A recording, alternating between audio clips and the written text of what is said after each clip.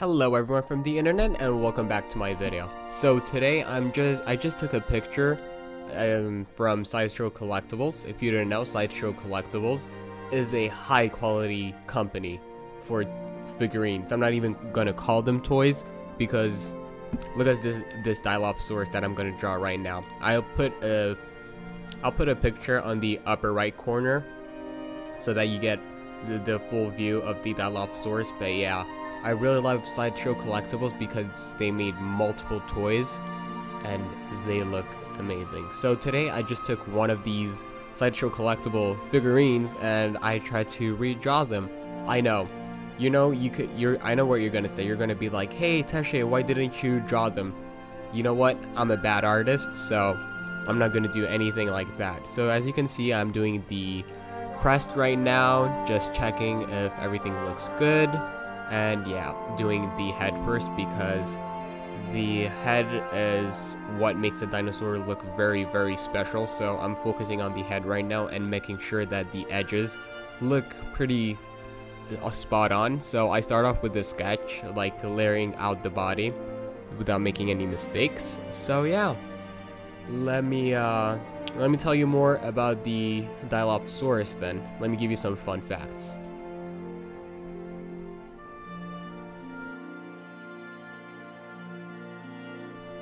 So, I chose the Dilophosaurus from Jurassic Park. This Dilophosaurus is scientifically very, very inaccurate because the Dilophosaurus from Jurassic Park, as you saw it, or if you haven't seen it, I'm gonna post a picture right now. It's basically a dinosaur that puts its frills up and spits on its prey to paralyze it or blind it, and that is not possible. In our real world, we never saw anything like that happen, so the Dilophosaurus is not a spitter because he is not a quitter.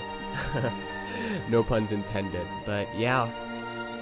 Okay, so the scientifically accurate Dilophosaurus is a genome of theropod dinosaurs that lived in now North America during the early Jurassic era, about 193 million years ago.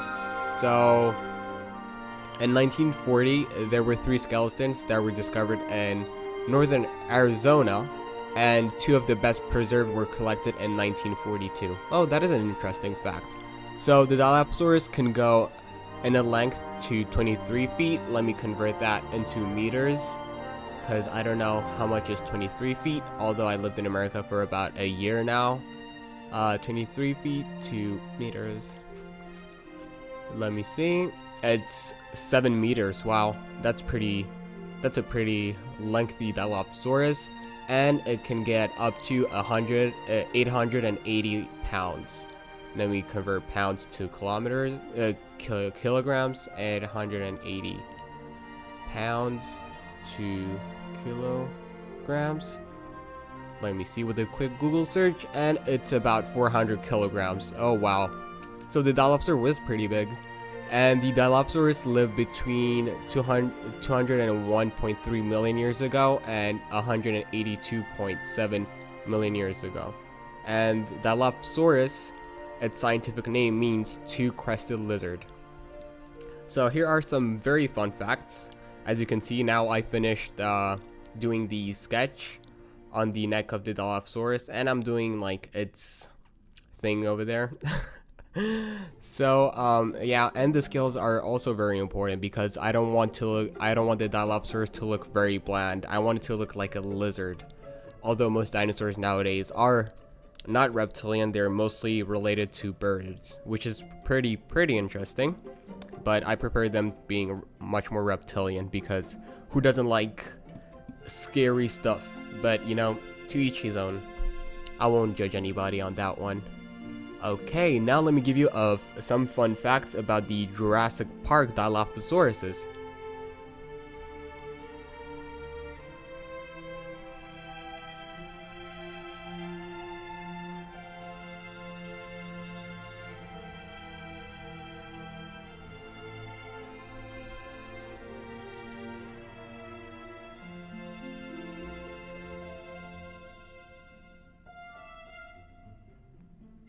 As you may recall, in Jurassic Park, in the whole Jurassic Park franchise, we only got to see the Dilophosaurus one time, and one time only. Other than that, we saw it. We didn't see it. We heard it in Jurassic World: Fallen Kingdom, and we saw it in Jurassic Park the game, which was pretty cool because after that, the Dilophosaurus went dead silent. Nobody was talking about it, and nothing was happening.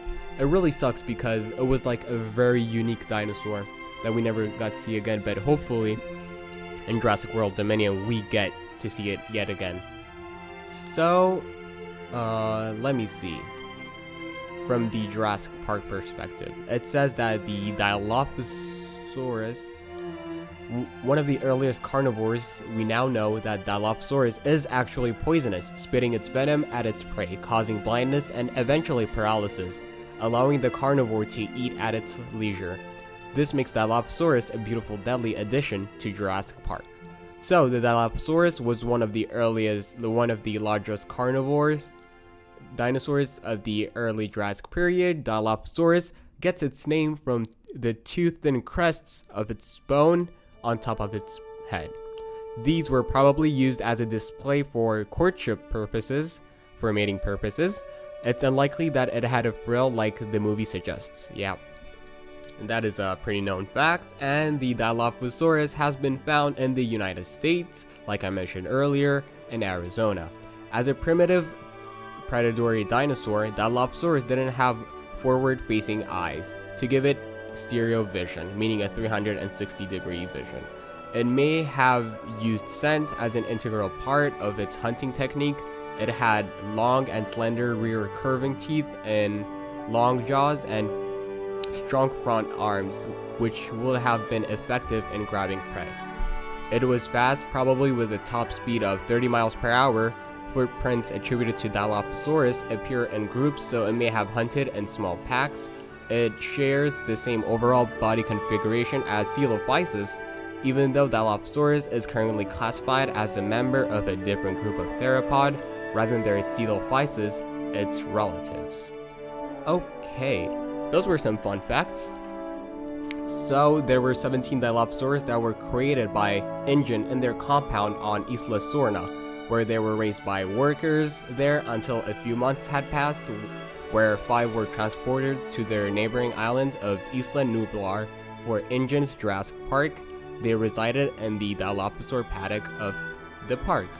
The clone Dilophosaurus had very abnormal traits that the original never had. These traits include frilled, venom glands, and a skull that resembled Dromaeosaurids like Deinonychus and InGen's recreation of the Velociraptor. The Dilophosaurus clones could spit venom at a range of 6 meters, that means 20 feet, and would aim for their prey face to stun it before the Dilophosaurus would come in for the kill, like we saw for Dennis Nedry and how he died. The frill would expand and rattle when attacking or preparing to attack.